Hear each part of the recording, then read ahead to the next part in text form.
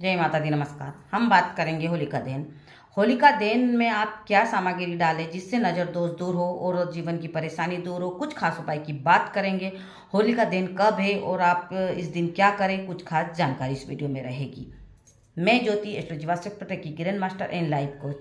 जैसे होलिका दिन 2 तारीख को है, 2 मार्च को, और कहाँ कहाँ पर 3 मार्च को भी ये मनाया जाएगा। हालांकि 2 मार्च को पूर्णिमा तिथि चालू हो जाएगी और ये रहेगी 3 मार्च तक। तो ये शाम के समय रहेगी जो 2 मार्च को, और दूसरे दिन 3 तारीख को रहेगी ये 5:07 तक।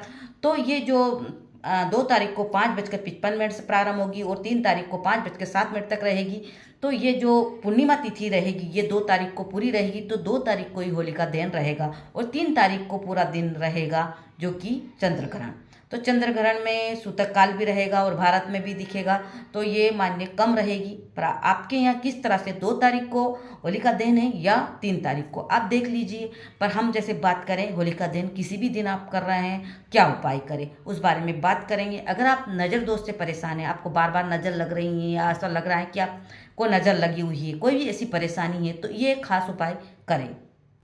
थोड़े से काले तिल अपने हाथ में ले, पीली सरसों ले और साथ में पीली सरसों, लौंग 7 लौंग या 5 लौंग ले, पीली सरसों ले और काले तिल ले, अपने हाथ में ले और उसे अपने सर पे से 7 बार उतार कर होलिका दहन में डालें।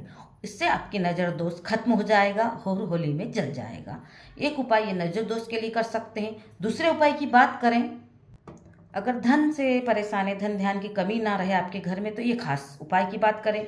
एक नारियल, सूखा नारियल का गोला ले, उसके अंदर आप थोड़ा सा गुड़, काले तिल भर कर पवित्र अग्नि में आप उसे सुहा करें, मतलब कि होलिका दहन में उसे डाल दीजिए, जिससे घर में धन ध्यान की कमी नहीं होती है, आर्थिक स्थिति मजबूत होती है।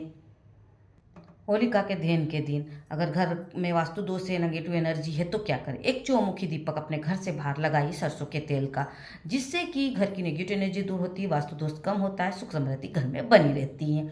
और एक खास उपाय, आप होलिका दहन के दिन आप गोमती चक्र लें, शिवलिंग पर अर्पित करें और दूसरे दिन इसे लाल कपड़े में बांध कर अपनी तिजोरी में रखें। इससे धन ध्यान की कमी नहीं होती है। कुंडली के 9 ग्रह ठीक हो, इसलिए 7 परिक्रमा, 7 जो होलिका दहन हो रही है उस पर 7 परिक्रमा लगाए, उसके आसपास 7 परिक्रमा लगाते हुए भगवान विष्णु का ध्यान करते, नरसिंह भगवान का ध्यान करते हुए 7 परिक्रमा लगाएंगे तो 9 ग्रह आपके ठीक होते हैं। ये कुछ उपाय अगर आप होलिका दिन करते हैं तो सुख समृद्धि की प्राप्ति होती है, जीवन की परेशानी दूर होती है। और भी कुछ खास उपाय की बात करेंगे।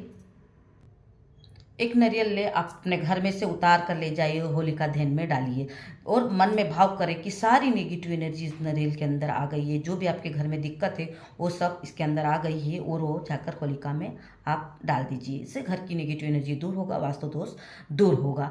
ऐसा आप करें जिससे नेगेटिव एनर्जी दूर होगी। होलिका दहन में जैसे उम्बी के बाले आते हैं, जो उम्बी आती है गेहूँ की, वो भी डालते हैं, उसको सेक कर लाते हैं, उसको खाते हैं, उससे भी सकारात्मक ऊर्जा आती है। गेहूँ की बालियाँ बोली जाती है। गन्ना भी उसमें डाला जाता है, गन्ना डालने से सुख समृद्धि की प्राप्ति होती है। कच्चा सूत, अक्षत, गुड़, फूल, माला, सारी सामग्री होलिका में डाली जाती है। जो भी बन सके आप करें। श्रद्धा भाव से अगर आप होलिका में कोई भी चीज़ डालें तो भाव अच्छे रखें और डालें, और जो भी जीवन में परेशानी आ रही है उस परेशानी को दूर होते हुए देखें, इस भाव से उसके अंदर समर्पित करें। निश्चित रूप से आपकी परेशानी होलिका में मतलब जल जाएगी। अगर कोई भी बड़ी परेशानी है तो एक कागज ले, कागज पे सारी परेशानी आप लिख दे। अगर आप नेगेटिव एनर्जी को परेशान कर रही हैं तो आप लिखिए कि मुझे ये नेगेटिव